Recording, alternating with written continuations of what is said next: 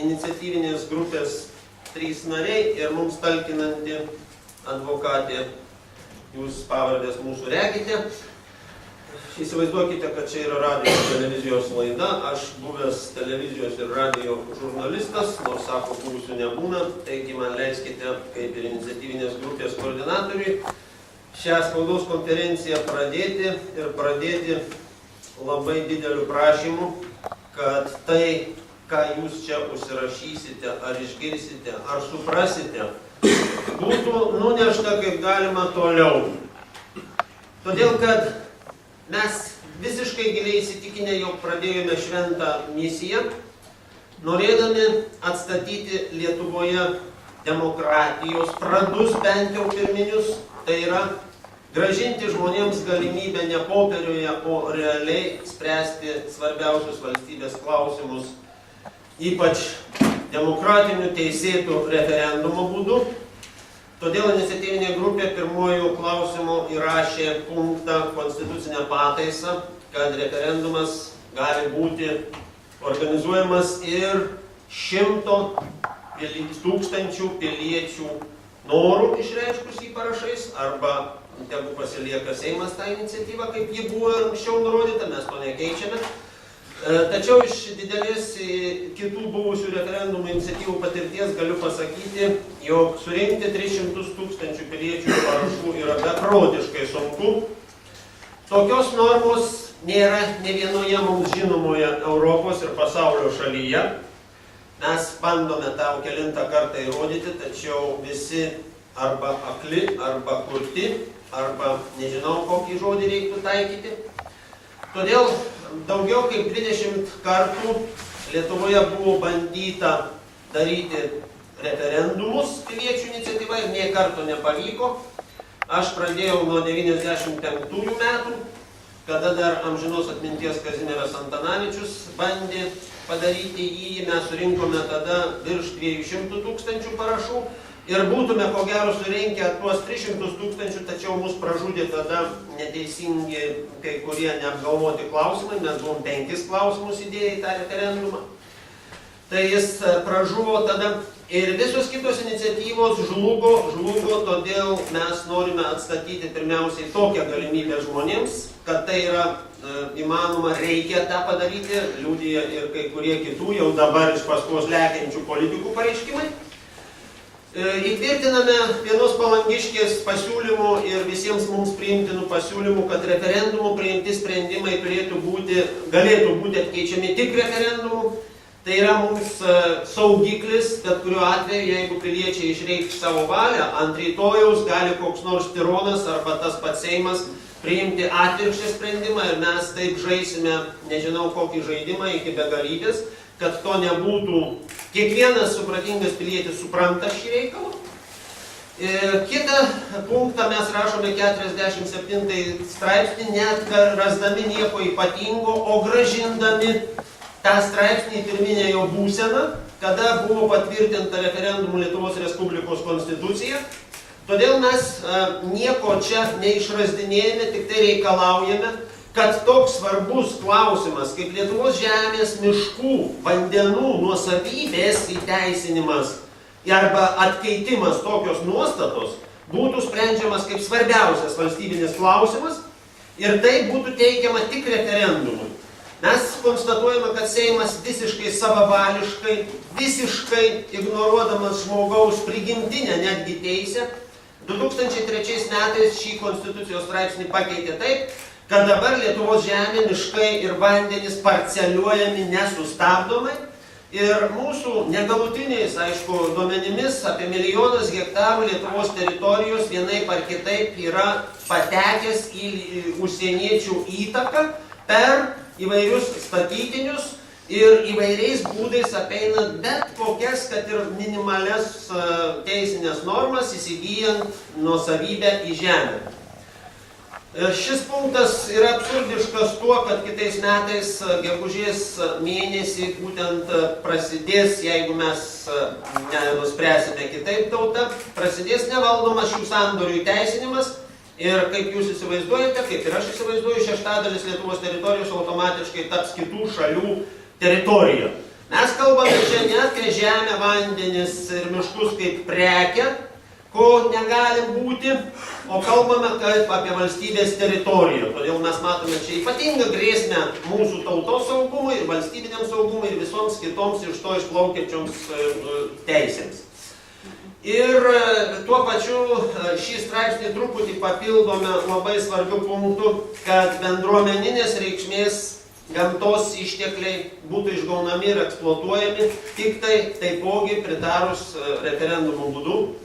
Čia prašom nemaišyti ir taip pigiai nerašyti, kaip daugelis bando mus dabar špilkuoti, kad jeigu man reikės įsikasti šulinį, reikės referendumo, arba jeigu reikės pasisemti žvyro, taip pat reikės referendumų. Mes kalbame apie bendruomenę, kaip lietuvių tautą netgi šiuo atveju, todėl kad valstybę šiuo metu sudaro vėlgi labai kartais neaiškus asmenys ir neaiškių interesų skatinami žmonės. Todėl valstybinę reikšmę apibūdinti gali daug kas iškreiptai ir keistai, o bendruomeninė sąvoka yra kur kas gilesnė ir platesnė. Taigi mes teikiame žmonėms šiuos 4 klausimus pagrindinius lyg ir, kurie apima 3 konstitucijos straipsnių pakeitimus.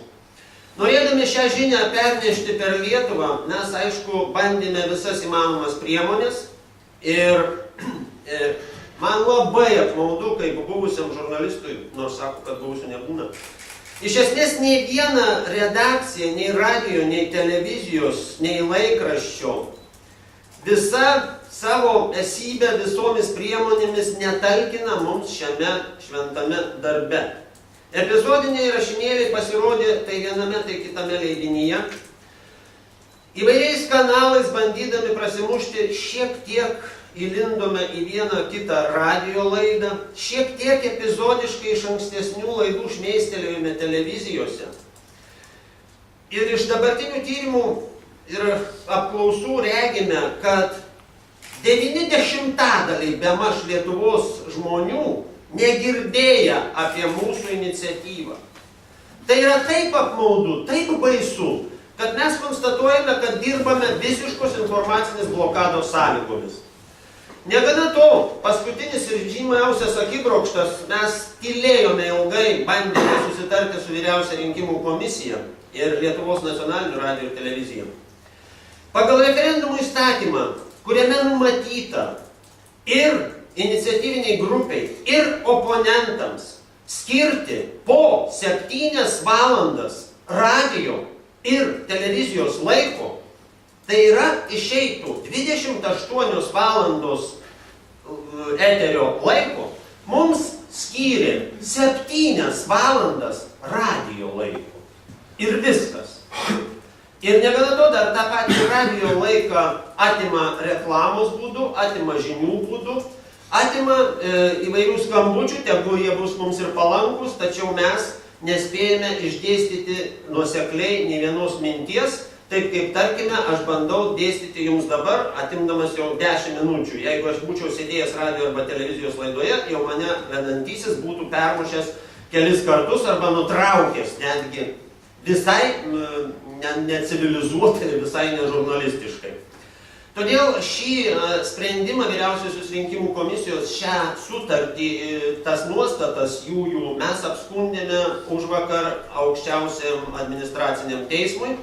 Ir kaip mūsų advokatė sakė, kad tokia byla toks pareiškimas turėtų būti svarstomas skubos tvarka, nes jeigu jį svarstysime ilgiau, praeis mūsų užsibrėžtas laikas rinkti parašams ir žmonės taip pat liks neinformuoti apie šį neabejotinai gyvybiškai Lietuvai svarbų darbą, todėl kad manome, jeigu po tiek bandymų ir šis bandymas bus nevykęs, aš nežinau, kas Lietuvoje dar sugebės atstatyti šią mūsų iniciatyvą ir tokią teisę. Taigi, tiek būtų pradžiai, o dabar aš gal pada visi probėgom, ko aš nepasakiau esminio, tegu būna, jeigu jūs atėjote, jeigu tą valandą norite pabūti, tai tą pusvalandį gal tada ar kaip skiriame mūsų išdėstymui, o tada atsakysime į bet kurį jūsų klausimą. Ar priimtina jums tokia tvarka? Ar norite klausimus teikti dabar? Tada tęsime. Romas Kaulinis, ko aš nepasakiau, ką ypač praleidau. Pranciškus viską pasakė, iš esmės, kas liečia žemę ir 47 straipsnio redakcijos buvusios atstatymą į savo vietą. Į tokią būseną, kokią jis buvo priimtas tautos valia 92 metais Konstitucijoje. Bet referendumo būdu, taip. Aš noriu kalbėti šiuo metu ne tiek apie nuostatas konstitucinės, kurias mes keisime po to, kai surinksime 300 000 parašų, bet aš noriu atkreipti visos tautos dėmesį į tai, kad šiuo atveju pagrindinis mūšis ir pagrindinė kova yra už tautos teisę išsakyti pačiai savo nuomonę ir išsakyti savo poziciją referendumo būdu. 19 kartų, tiksliai taip yra VRK parašyta, buvo tautos bandoma inicijuoti referendumą savo valia iš apačios. Rinkti parašus, taip. 19 kartų VRK išdavė parašų rinkimo lapus, jeigu tiksliai. Ir 19 kartų tauta bandė surinkti 300 000 parašų, taip realizuodama savo kaip suvereno teisę. Per 3 mėnesius. Nei vieno karto šitas skaičius surinktas nebuvo. Ir aš noriu atkreipti dėmesį, kad tai rodo vienintelį daiktą, kad skaičius yra aiškiai per aukštas. Tai viena. Antras dalykas, jeigu buvo 19 kartų tai bandyta daryti per 23 nepriklausomybės metus, tai rodo, kad tautos poreikis tiesiogiai pačiai išreikšti savo valią ir padaryti taip, kad jos valia taptų veikiančiais įstatymais, yra labai didelė, nes tai praktiškai kas metai tauta vis bandė inicijuoti referendumą. Tai kalbat ne apie tai, kad tauta yra, kaip čia mus Runkelis visokiais vadina, šunauja ir visokiais kitokiais gražiais epitetais, kad tauta yra sąmoninga ir jinai nori turėti savo demokratinę teisę inicijuoti referendumą ir referendumo būdu išsakyti savo valią ir kad tai taptų valstybėje galiojančiais įstatymais. Todėl dabartinėme etape svarbiausias daiktas yra toks, mano galva, ką visi žmonės turi labai aiškiai suprasti ir nepainioti. Yra 2 etapai. Dabartinis etapas, parašų rinkimo etapas, tai yra kiekvieno Lietuvos piliečio teisė išreikšti savo valią referendumu. Mes kovojam už savo teisę patiems paskelbti referendumą. Nes kaip dabar daro Seimas. Seimas nutarė, kad reikia. Referendumas. O jeigu mes norim paskelbti referendumą, būkit malonus, susirinkit 300 000 parašų, įtartinus mes juos išbraukysim, žiūrėsim, kaip jums seksit išreikšti savo demokratinę valią. Ir jeigu kas, tai patys nesurinko. Patys nesurinkot, įstatymai tokie. Todėl šitas mūsų karas, aš jį vadinu karu, tai yra iš tikrųjų tautos teisės, bandymas atsikovoti tautos teisę į valstybę, nes Konstitucijos 2 straipsniui labai gražus tekstas. Lietuvos valstybę kuria tauta, žodis tauta parašytas iš didžiosios raidės, suverenitetas priklauso tautai. Žodis tauta iš didžiosios raidės. Kitaip sakant, Lietuvos valstybėje suverenas yra tauta. Kas yra tauta? Tai be abejo mes. Suverenas nėra Seimas, suverenas nėra teismas, ne prokuratūra ir ne policija. Lietuvos valstybėje suverenas yra tauta ir mes reikalavome savo teisės išreikšti savo valią. Būk geras dabar kauniečiai, tarkim, kauniečių rūpesčius, kadangi Romas yra Kauno ir miesto koordinatorius, tai bandymai elementarūs pasinaudoti referendumų įstatymo galimybėmis ir kaip jos yra ribojamos užčiaupiant netimams burną.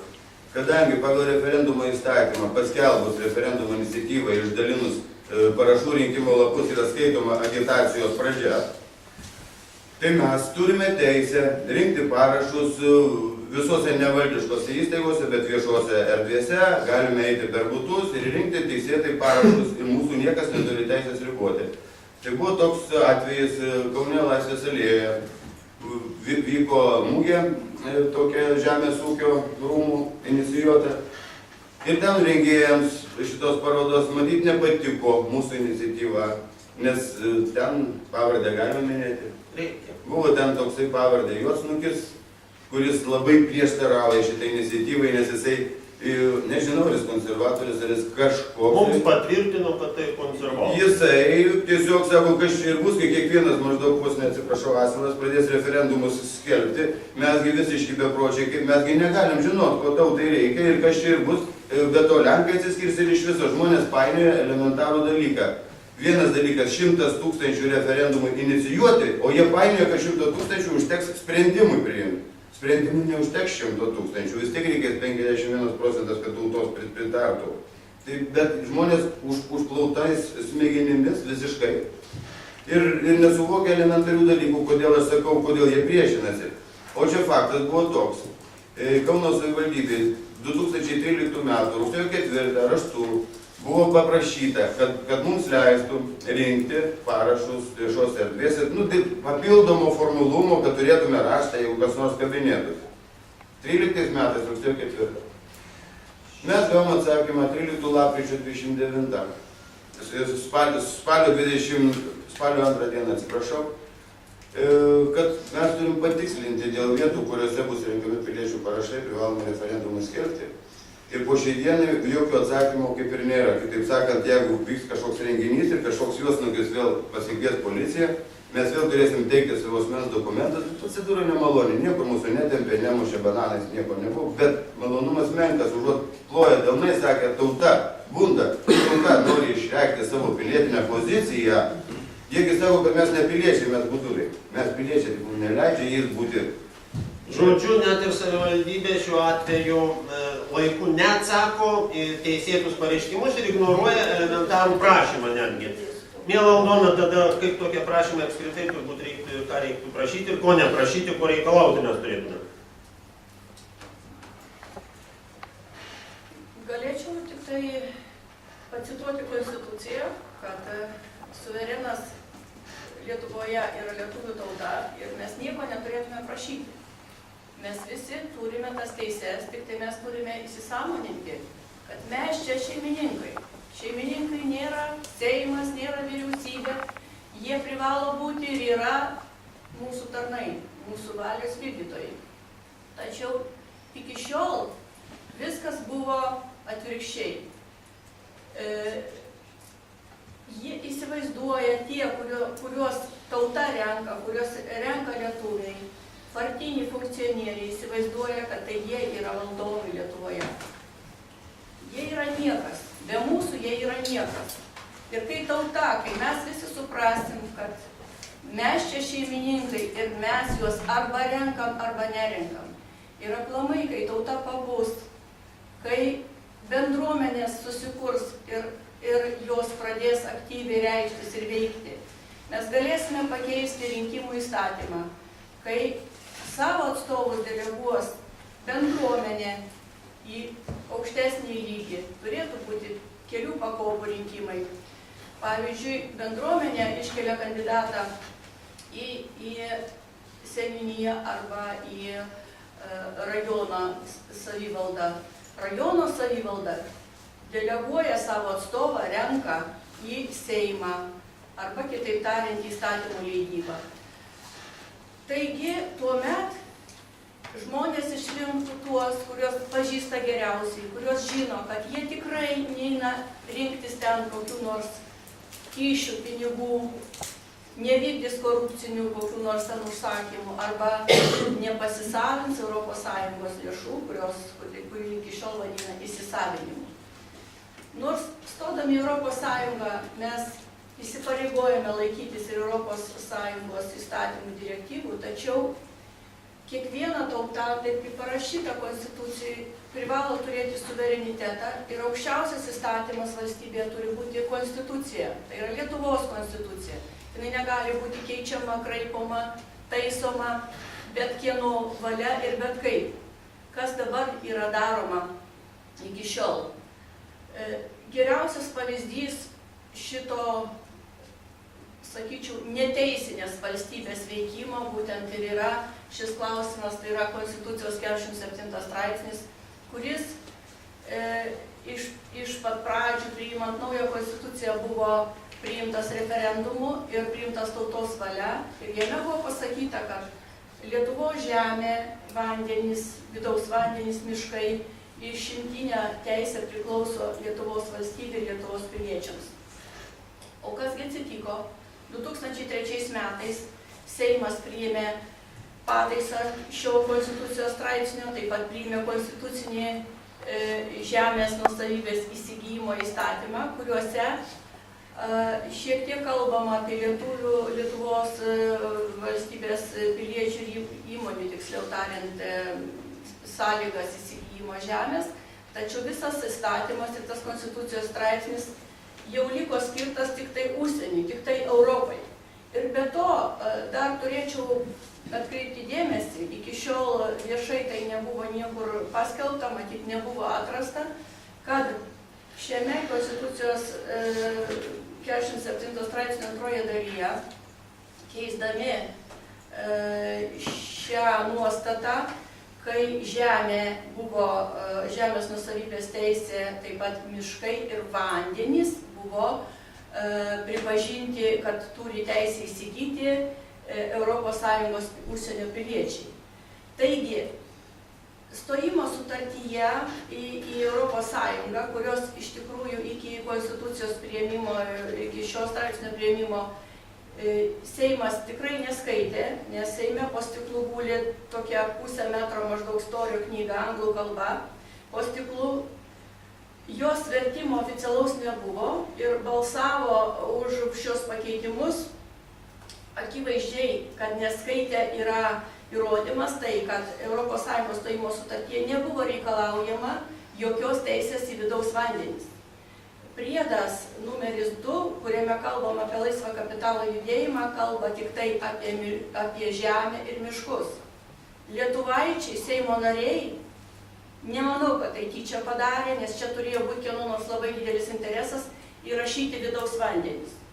Kad užsieniečiai turi teisę Lietuvoje, nors ES tokios teisės nėra, kitos valstybės nėra, pas mus jie turi teisę ir vidaus vandenis. Tai reiškia upes, ežerus, gėlą vandenį. Ir galbūt visai neatsitiktinai ES kaip tik praeitų metų pabaigoje, šių metų pradžioje ėmė svarstytis ir priiminėti naują direktyvą dėl vandens privatizavimo. Kai mes dabar susietume šitą klausimą, manau, neišvengiamai su Chevrono atėjimu, bandymu ateiti čia ir įsigręžti į tuos vandenis, kai Lietuva turi to gėlo vandens telkinius tokius, kuriais mes galėtume aprūpinti didelę dalį pasaulio, kai to vandens iš tikrųjų jau pradeda trūkti, mes galėtume jį parduoti daug brangiau negu kad naftą, todėl kad su nafta važiuoja jo automobiliu, o čia be vandens. Tai matosi, kad tas veikimas yra galbūt ir tikrai netyčinis, o kažkieno ranka valdo. Tik tiek, kad labai džiaugiuosi, manau, kaip visi Lietuvos žmonės, ar bent sąmoningi, kad tikrai lietuvių tauta bunda. Šį dalyką galime dabar patvirtinti tai, kad Chevrono atėjimo klausimas, kai žmonės sukilo, kai žmonės protestavo, kai reikalavo, kad jų teisės būtų apgintos.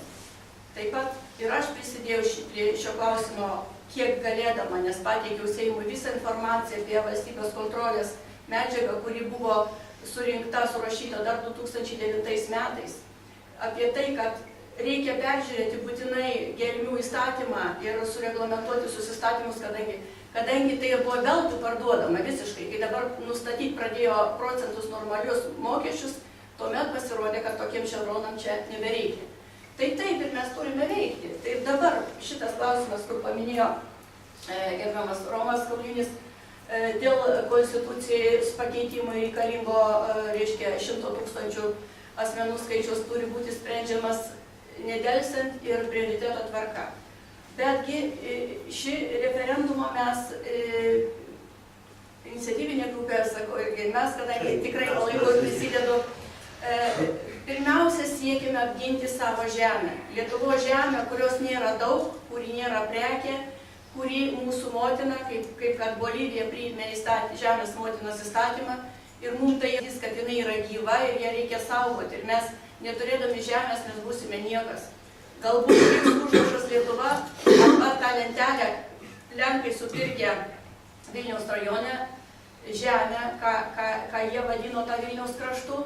Ir dabar supirkinėdami, jie patrauks tos skolus paprasčiausiai, užsirašys ir lenkų kalba ir pasakys, privati nuosavybė yra neliečiama ir čia yra Lenkija. Tai turime pavyzdį istorinę Aliaską, kurią pardavė Rusai Amerikai ir dabar jokiais būdais, už jokius pinigus niekas jos nebeatsipirks atgal. Tai tiek norėjau pasakyti, o dėl kitų teisinių dalykų galėsiu. Juliau. Sveiki, mėly žurnalistai, mėly kolegos. Keletas paskutinių Lietuvos Respublikos Seimo rinkimų parodė, kad atstovaujamoji demokratija Lietuvoje išsigimė. Ji tapo lengvai perkama preke, kuria valstybės piliečiai yra apgaudinėjami ir neturi jokių galimybių tam pasipriešinti. Todėl atėjo laikas piliečiams imti valdžią į savo rankas. Jau nekartą girdėjome šiandieną, bet pakartosiu dar kartą, kad Konstitucija sako, Lietuvos valstybės suverenitetas priklauso tautai. Kitaip tariant, čia, šioje šalyje, šeimininkai esam visi mes, o ne kelios dešimtis parsidavėlių sėdinčių Seime ar tūkstančiai susireikšminusių korumpuotų biurokratėlių. Per 23 metus jie sunaikino pramonę, kvalifikuotus darbininkus pavertę pašalpiniais išlaikytiniais, o brangius įrengimus išgrobstę, dalį parduodami į užsienį, o dalį sunaikindami kaip brangaus metalo laužą. Per 23 metus iššvaistę valstybės turtą, jie suprato, kad beveik nebeliko ko parduoti. Tada nusprendė užsieniečiams parduoti žemę ir gelmių turtus. Mūsų tautą palikdami bename, tuo ją skatindami išsivaikščioti po visą pasaulį laimės ieškoti. Per 23 metus teisingumas ir dalis jį vykdančių institucijų tapo keiksmažodžiu neturtingo paprasto piliečio lūpose ir grasinimo įrankiu nesąžiningo turtuolio rankose. Per 23 metus jie ne tik nesukūrė tautinės mokyklos, kurioje būtų ugdomi Lietuvos patriotai, tėvynės gynėjai ir susipratę tautos tradicijų tęsėjai, bet atvirkščiai dalį mokymosi įstaigų pavertė apgailėtinomis mankurtų ir kosmopolitų kalvėmis, formuojančiomis nemąstančių juodadarbių emigrantų kartą. Per 23 metus Lietuvos kariuomenė ne tik netapo moderniai apginkluota ir apmokyta vyriškos piliečių dalies visumą, bet tapo panašiai nudėvėtos labdaros laukiančių samdinių būrelių. Per 23 metus sisteminės politinės partijos tapo verslo įmonėmis, imituojančiomis politinę ideologijų kovą, tačiau savo esme vis labiau panašėjančios į mafijinės struktūras. Per 23 metus mūsų atstovaujamoji demokratija pavirto į apgailėtiną cirką. Viskas, užtenka, mes toliau taip nenorime. Surinkę parašus šiame referendume, mes padarysime 3 svarbius dalykus. Sukursime teisę į tiesioginės demokratijos įrankius, į referendumus, kad jie taptų įmanomi. Apsaugosime mūsų šventą žemę nuo išpardavimo užsienio piliečiams, tuo palikdami teisę mūsų ateities kartoms turėti pasaulyje mažą lopinėlį planetos, kur skambėtų lietuvių kalba ir būtų kepama lietuviška duona. Mes apsaugosime savo gelmių turtus, kad jie būtų naudojami tik ekologiškai saugiai, o didžioji dalis pelno gaunamo iš jų liktų Lietuvos valstybei ir kurtų tautos gerovę. Tai sukelia grėsmę korupcijos sugraužtai sistemai, tautos vėžių, todėl ir daromos milžiniškos kliūtis referendumo organizatoriams, savanoriams, todėl ir informacinė blokada, atimant iš piliečių teisę į objektyvias žinias.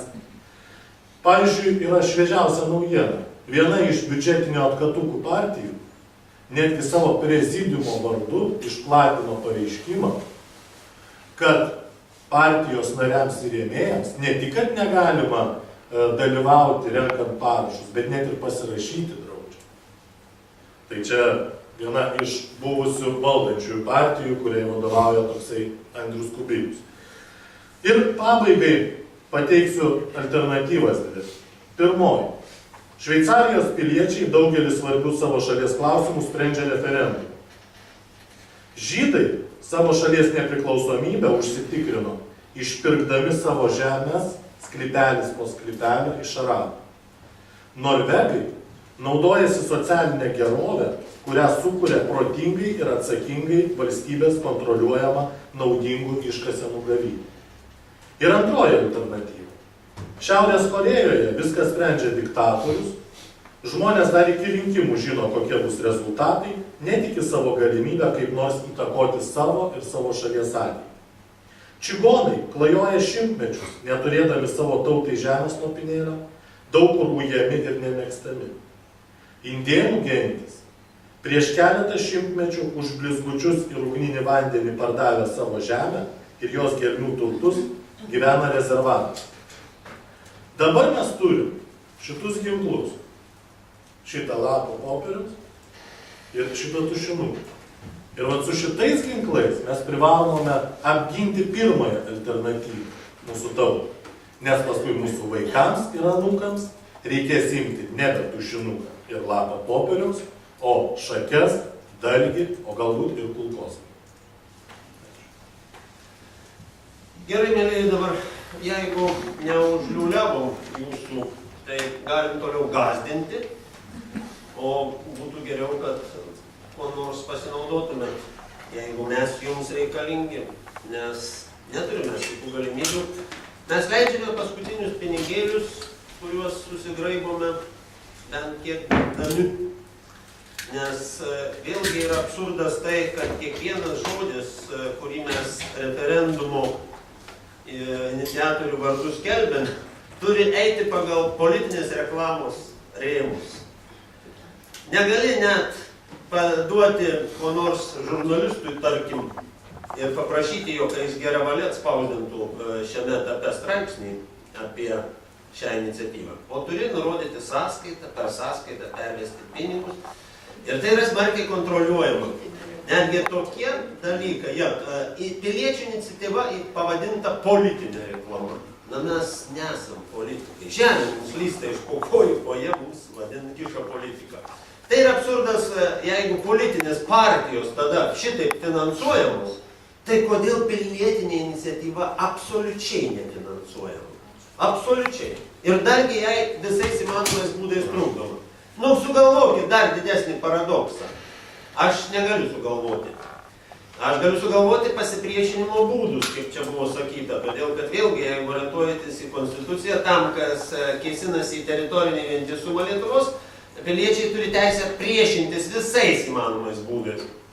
Aš negąsdinu nieko, bet galiu pasakyti, kad mūsų kaimo vyrai priešinosi teritoriniam vientisumui 44, 5, 6 metais. Jie pamiškėmis guli ir dabar daugelio jų kapai nežinomi, daugelio jų kapus šiuo metu jau sufrezavo užsieniečių frezos. Aš turiu, mano tėvelis yra rodęs, kur krito jų kaimo vyrai ir dabar ten, mano žiniomis, nupirkta žemė yra vokiečių jau. Ir jie iškirto 14-15 metų miškelį ir sufrezavo ten dirvas. Kai aš pakviečiau gamtosaugininkus, sakau, jeigu aš pradėčiau kirsti 14 metų miškelį, mane jau būtų seniai nubaudė 100 kartų. A čia privati nuosavybė, a čia dirbama žemė. Kai aš dirbamo žemė, užauginau mišką ir pasakiau, jog čia miškas, ne, čia dirbama žemė. Žodžiu, darosi klaikus dalykai šiame etape, tą reikia žinoti ir jeigu jūs mums nepadėsite, žinosime tik tai mes, o žinoti mums vieniems yra per maža. Taip kad paklauskite, jeigu jūs ko nežinote, nebijokite nežinoti. Kiek dabar esate surinkę parašų? Parašų skaičiaus mes dabar nesumuojame ir nekontroliuojame, mes nesam kokia nors organizuota partinė struktūra, kad privaloma tvarka galėtume klausti bemaž 3000 žmonių, kurie vienaip ar kitaip renka parašus. Čia reikia turėti baisę sistemą, todėl mes šiame etape šį mėnesį tik raginsime visus dar rašytis ir rinkti parašus. Parašų rinkimo lapai grįžta pilni, po truputį jau grįžta jie, mes esame įsidalinę juos tam tikrais regionais ir tam tikri žmonės yra vadinami, kaip mes vadinam, jokiais didmenininkai, kurie dideliais kiekiais parašų rinkimo lapus dalina ir mažmenininkai, kurie ima po 1, 2, 3 lapus. Taigi šį mėnesį mes dar nesumuosime jokių rezultatų, pradėsime sumuoti kito mėnesio pradžioje ir bandysime visus rinkti ir matysime, jeigu mums striuka, tada nersimės visi iš kailių ir pulsime į tas vietas, kur mažiausiai surinkta parašų. Papildomai kviesime visus žmonės važiuoti į tas vietas ir vis tiek mes privalome surinkti šį parašų kiekį. Mes jį surinksime. Dar turiu klausimą, kaip jūs suskaičiavote 38 valandas, kad jums priklauso agitacijai? Pakartoju straipsnį referendumo įstatymo. Ir grupiai, ir oponentams skiriama po 7 valandas radio ir televizijos laiko. Parašyta ne mažiau kaip. Ne mažiau kaip po. Galima daugiau be abejonės. Galima. Todėl parašyta, aš net ir kitiems galiu pademonstruoti, parašyta vaikų darželio 2 grupėms, ne vaisių skirti, bet vaikų darželio 2 grupėms duoti po 7 obuolius ir po 7 kriaušes. Kiekvienai grupiai po 7 obuolius ir po 7 kriaušes. Tavo reikia 14 obuolių ir 14 kriaušių. Čia yra 1 klasės uždavinys, man atrodo. Mūsų valdžios vyrams 1 klasės uždavinys sunkiai įveikiamas. Todėl mes per teismą turime išaiškinti jiems 1 klasės uždavinį. Tai jūs skundžiat VRK sprendimą realiai? Apskundėme jau. Ne VRK sprendimą, bet tvarką, kurią nustatė... Yra sprendimas, Yra ir sprendimas, ir tvarka, taip, kurią pasirašė LRT vadovybė ir Vyriausia rinkimų komisija. Su mumis niekas nesišneka, jie šnekasi tarpusavį. Su žmonėmis niekas nesišneka Lietuvoje. Taip, kad mums apmaudu, graudu, aš nežinau, galvoju, jeigu ką, važiuosim į tą Vyriausią rinkimų komisijos pastatą, užimsime 1 aukštą kokį nors būdu ir neišleisime iš ten nei vieno to pastato.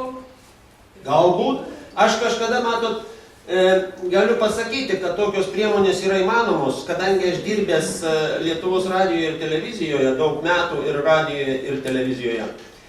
Buvo, dabar nežinau kuriais čia metais, kai keitėsi radio ir televizijos vadovybė ir atėjo 3 MMM.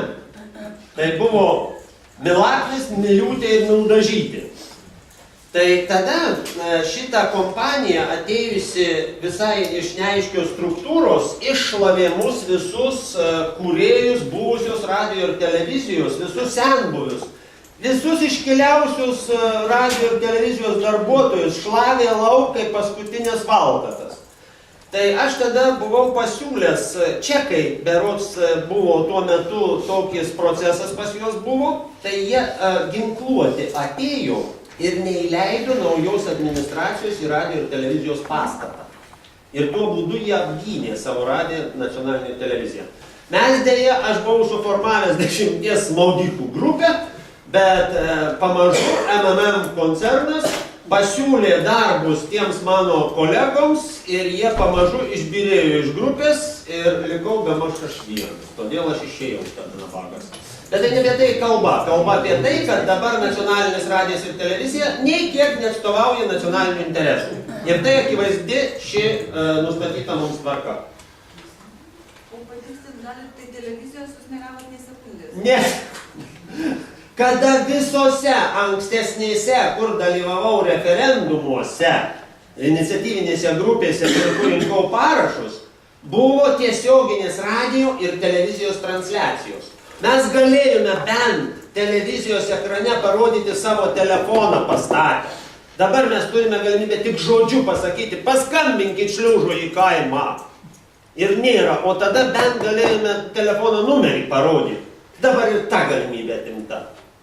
Tai yra kažkoks absurdas, visiškas ir, na tai yra baisu. Negi pabelskit jūs kitiems žurnalistam. Radijas ir televizija užkišta, kuo tik nori. Vidudieniais eina pigiausios laidos, kvailiausi serialai, idiotiškiausi šou. Tai galima. Pilietinė akcija. Nors viena televizija, nors viena radijoje, ačiū ten laisvoji banga įsileido truputį, bet turbūt irgi užspaus jau. Niekas daugiau neįsileidžia, nei žodelio. O privačios televizijos bandėt su jais bendrauti? Kiek pinigų turėti, Ne, aš kiek... ateini ir pasakai. Taip. Ar galit mus priimti? Negali. Mes Ne, mes iš tiek esmės, pinigų neturim. bet ir prieiti prie televizijos ar net vyriausio bet kurio redaktoriaus, man net kaip žurnalistui nepavyksta. Nu, pavyzdžiui, ten Nu, neprileidžia. valanda su rūta. Tokio lygio. Sakyt, žiūrėk, mes galim padaryti tau kažką. Aš Tamstos žiniai apskambinau ir priejau prie maždaug 100 žurnalistų, kuriuos aš pažįstu. Įskaitant tik ne tą rūtą, kitą rūtą. Niekas nereaguoja. Jokių būdų nereaguoja. Susitarėm. Vat ir Romas buvo vienas sykį. Aš sutikau filmuotis kvailoje laidoje su sąlyga, kad kad ta redaktorė padarys laidą apie referendumą. Kvailoje laidą nusifilmavau, jį pažadėjau, kad padarys Dūdkį. Apie referendumą nežodžio. Apie referendumą nefilmuoja. Nors prisiekė, padarysiu šliužai, ką galiu. Tai aš su kiaušiniais lakščiau po kiemą, vaidindamas ten, bet Dūdkį. Tu vištų kiaušiniais, negalvoju. Kas šis ten? Nu, pasakyti. Reikalas tas, kad mes kūrėm nepriklausomą demokratinę valstybę, o finale susikūrė partinė diktatūra, kur tauta neturi jokio balso ir jokios įtakos valstybės gyvenime. Ir kaip sako, kad tauta renka savo atstovus, tai Pranciškus vis pabrėžia, mes nerenkam, mes tik tai balsuojam. Nes rinkti tai reiškia, aš šitą įsirenku ir tada jau balsuojam tada, kurie daugiau balsų gaus. Suskaičiuojam. Taip, jie mums parenka savo atstovus, kurie mums visai nemėly mūsų dūšiai ir verčia mus balsuoti, argumentuodami, kad jeigu jūs neisit, tai kiti nubalsuos ir dar bus blogiau. Tai yra visiška prievarta ir nesiskaitymas su tautos valia. Todėl tai, ko mes šitais žingsniais siekiame, jeigu įskaitysit, kas čia parašyta, čia mūsų tos papkutės vadinamos su parašų rinkimo ladas tavo kitoks. Bet simbolis mūsų tas pats. Mes norime grąžinti valstybę savo, kam jinai pagal konstituciją priklauso. Šiuo metu iš mūsų valstybę nusavino per partijas ir visos partijos, kurios dabar yra Seime, kaip jos besivadintų, savo esmė yra liberalai. Nei viena partija, kuri yra tautinės krypties, kurie nori gyventi pagal konstituciją, Seime jos ten nieks neįleidžia. Todėl mes ir bandom grąžinti valstybę savo. Gerai, kas dar gal kam nors, gal gali dar kokį žodelį parašyti. Ar čia jūsų nebus rašančių ir rodančių? O kas jums dar galėtų patalpinti? Ūkininkų sąjunga prieš, žemės ūkio rūmai prieš? Jūs nedaug susiradot sąjungininkų prieš tą iniciatyvą skelbdami. Ir kas čia yra? Ar čia jūs nesitikėjot tokio pasipriešinimo? Juodsnukis, tai jeigu tas, kur aš galvoju, tai jisai šeimos ūkininkų. Mažųjų ūkių. Taip pats. Tas pats. Aš kreipiausi jau anksčiau, gerokai anksčiau, aš plūkiuosi su šia idėja jau 3 metai geri. Aš kreipiausi į visas partijas, į 100 įvairių organizacijų, tame tarpe ir į šias žemdirbiškas. Manęs net neįsileido ūkininkų sąjunga į savo suvažiavimą. Ūkininkų sąjunga neįsileido net, todėl kad ūkininkų sąjunga yra visiškai reguliuojama valdžios. Žemės ūkio rūmai let įsileido į suvažiavimą. Let. Dabar, truputį jie šiek tiek padeda, bet kaip matote, kai kuriuose srityse, bet kaip matote, jų darbuotojas vaikomus. Žemės ūkio universitetas, Stulginskio universitetas, ten yra toks žemės ūkio mokslo ir technologijų parkas. Kai aš prašiau jo vadovo, kad įsileistų mus į mugę, jis pasakė, šiandien įsileisim jūs, rytoj gėjai ateis prašys įsileistis. Mūsų sulygino, mūsų teisė sulygino su gėjais. Tai kaip gali žmogus dar atsitiesti po tokių spjūvių? Mokslininkai.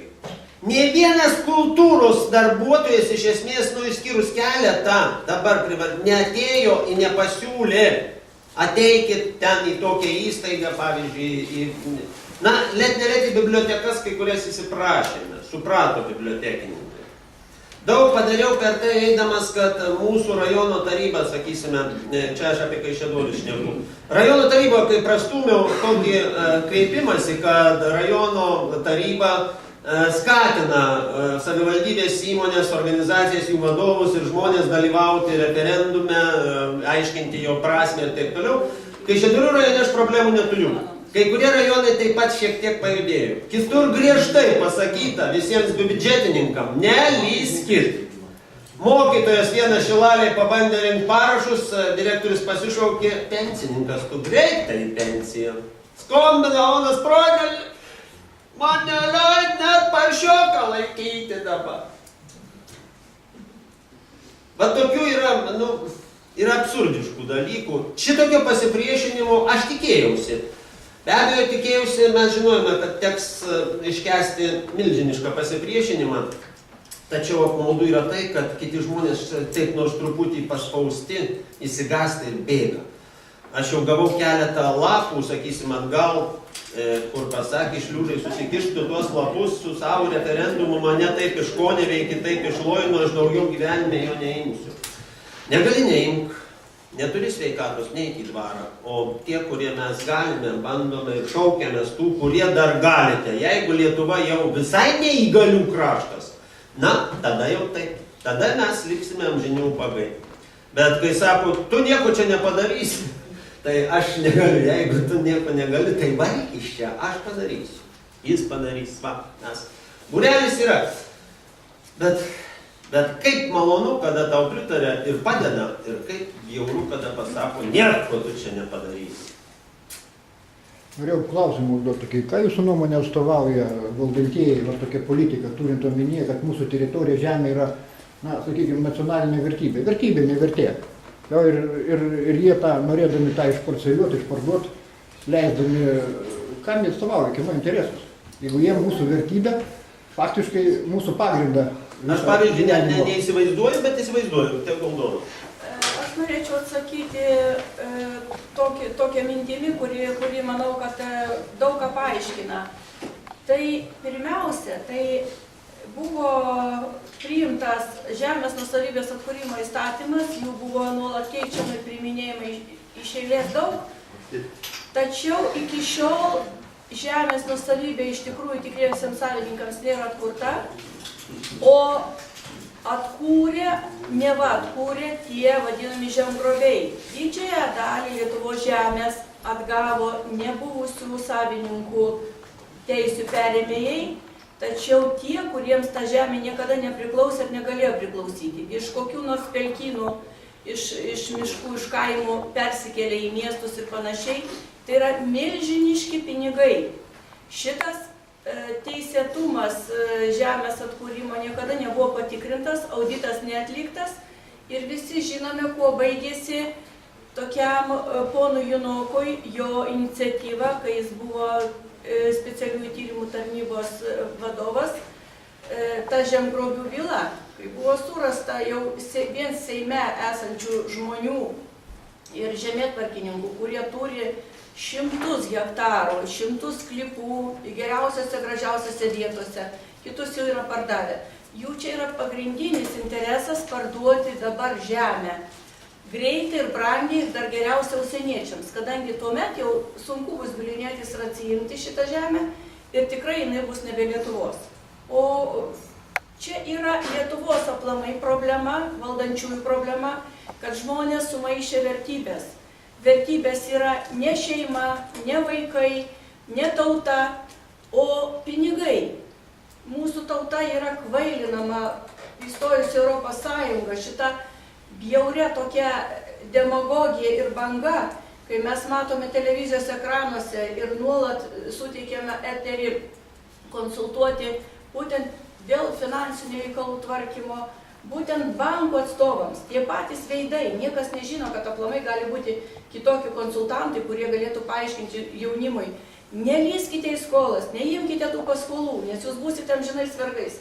Tai šita visa demagogija, šitas visas aiškinimas, kad dabar žemę pardavus, staiga viskas bus gerai. Europiečiai ateis ir jie čia dirbs. Kas jiems trukdo dabar dirbti tą žemę? Kurie dirba jau dabar, ten, sakykime, iš tikrųjų įsigyja žemę, kad įmonių pavadinimais kažkokiais, kaip akcininkai ar panašiai, tikrai jų niekas teisų nesuvaržo. Jie turi pilnas teisės tą žemę dirbti, iš jos gauti naudą ir mokėti valstybei mokesčius nuomos būdu. Tačiau mes prieš tai, kad reiškia mūsų žemė Lietuvos, kurios dabar jau yra likę tik tai tokia teritorija, kaip mažytė susitraukusi, širdies formos, visa kita atimta.